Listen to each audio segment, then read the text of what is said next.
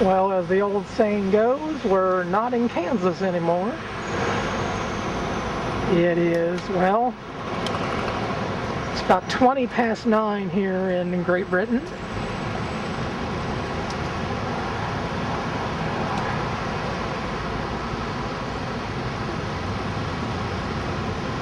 As we look at Big Ben, right here along the River Thames.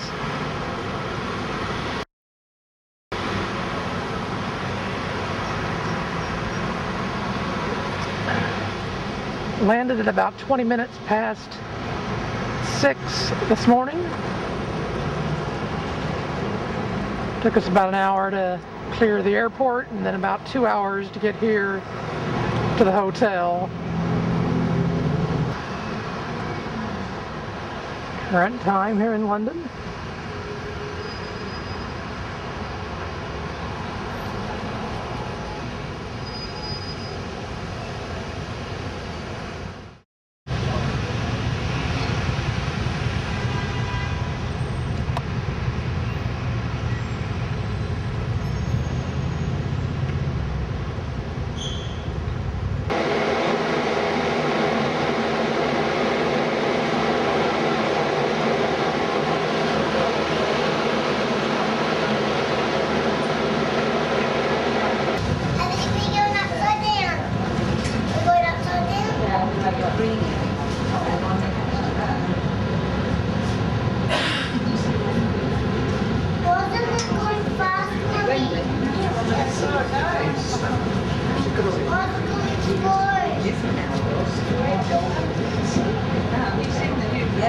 Yeah, from the train. And now, when we went down,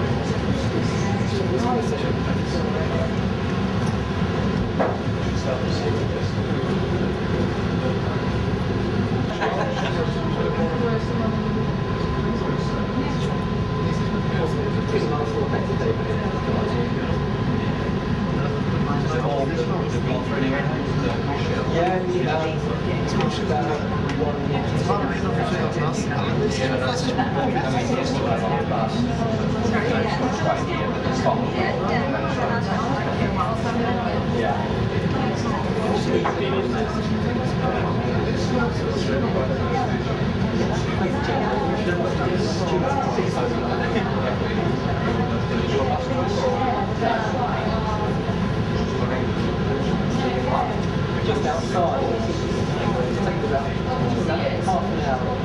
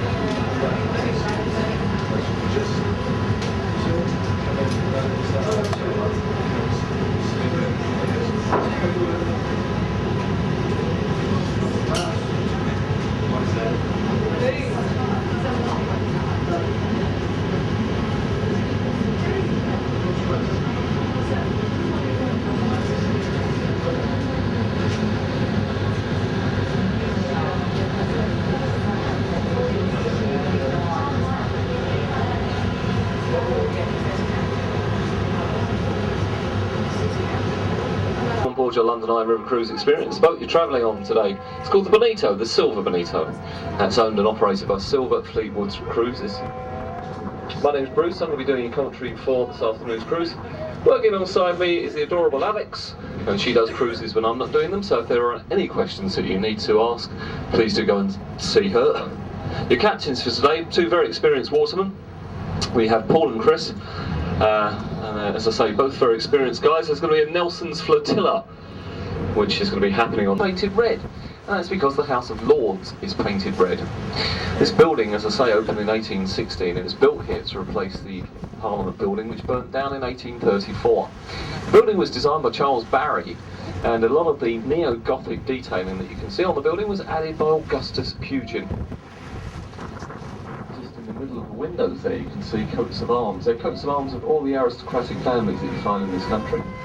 And above the red and the green canopy you may be able to make out that there's a strip of writing running all the way around the building. There's the Lord's Prayer. It's in Latin and it's there to keep in the first place.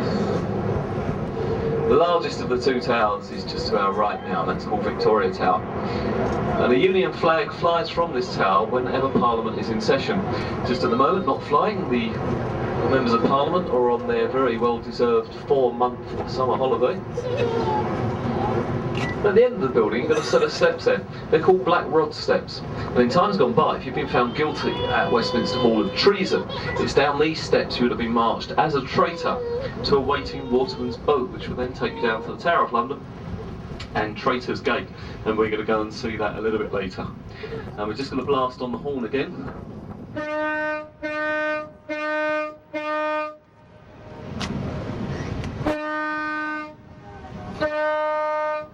That's 4 short and 2 long, telling the rest of the river traffic that we're turning to our port side, the left-hand side. With Canterbury when he's in London, and it has been for the last 800 years. The current incumbent is Dr. Rowan Williams, and he's the first Welsh Archbishop. There's over 100 staircases within this building.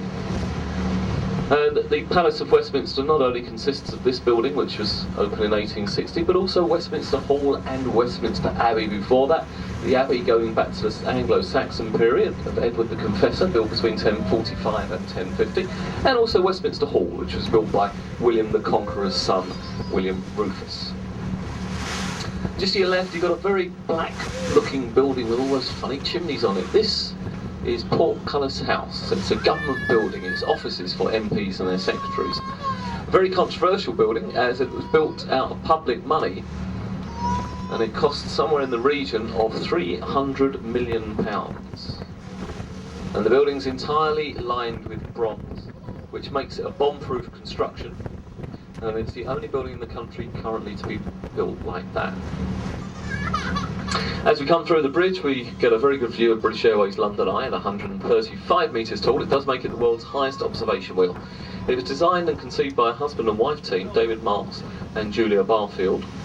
The whole structure cost £75 million to build, and that was mainly paid for by British Airways, who are its chief sponsors. Very international structure, with components coming from 6 different countries. And lots of programmes that go out in this country come from here. Programmes like London Tonight, London Today, GMTV, Loose Women, This Morning. This is where Cilla Black's famous Blind Date was recorded. This is where Antodec's Saturday Night Takeaway was recorded as well. And ongoing, it's always got programmes coming from these facilities. They stand right on the corner of Gabriel's Wharf. That's a little inlet here on our right-hand side, where that blue sign that says Riviera. Sited on the site of the medieval version of the cathedral, which burnt down in the fire in 1666. Many famous people are buried here, or have memorials here. Nelson, Duke of Wellington, Florence Nightingale, she's only lady interred there. Christopher Wren himself's buried here. And it was here in 1965 that a London landmark in its own right. It's known officially as the Millennium Bridge, designed by Lord Norman Foster, but most people still refer to it as the Wobbly Bridge. It was only open for 3 days after they closed it for 1.5 years to stop the wobble. They put in a mass dampening system. We can see that as we go underneath. You can see where they fitted it. And Norman Foster was asked about this bridge. They said, "Lord Norman, what's wrong with your bridge? It keeps wobbling." And he said, "There's nothing wrong with my bridge." He said, "It's the way people walk in London." To our right-hand side, that's true, that is. To our right hand, that's the aristocracy for you. To our right, fish, telling us that this is the old Billingsgate Fish Market. And there was a fish market on this site since 1016. And the fish market closed here in 1982 and moved further downriver to Canary Wharf. Now, if you have a look on your right-hand side, one of the docks that received all these foodstuffs is just coming up here, this brown building with the sandy colour to it. Now, if you take the roof off, take all those windows out, take away the paintwork, and then get rid of all that iron structure, and then flood it, and you've got Hayes Docks. The ships used to sail all the way. The spiral staircase that you see in there has won awards for its innovative. So ahead of us, the very familiar image of Tower Bridge. This bridge, maybe not as old as it looks, opened in 1894. It's an iron structure, it's only clad in stone. And it's built here by Horace Jones.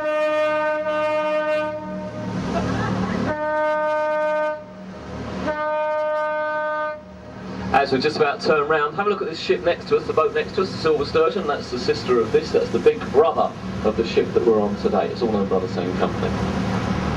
Now we come into the upper pool of the Port of London, and this really marks the start of the heart of the Docklands area. This was once throbbing and absolutely buzzing with ships and small craft jostling for space, offloading and unloading their various cargoes and stock. And it fell into disrepair in the 1970s when the docks became outdated. Just to our right hand side you've got Butler's Wharf. This is some of the most expensive warehouse accommodation in London now, and a one bedroom flat in this complex will set you back a cool £1 million. You look straight ahead of us in the gap in the buildings there, you can see those tall by the Knights Templar on their quest for the Holy Grail. And it is a really rather fabulously interesting church, should you care to go and see that. The gardens are always also terribly well kept and open to the public. The temple is one of the last things to sit in the City of London. Once we pass this archway on our right hand side, Temple Arch or King's Reach, we'll be in the City of Westminster, which is the city of royalty. And the first ship we see sitting permanently moored here is the Wellington. Rather fine ship, I think, currently undergoing a few minor paint job, just cleaning it up a little bit. It always looks very smart, and it's now the club for the Honourable Company of Master Mariners and Sea Captains.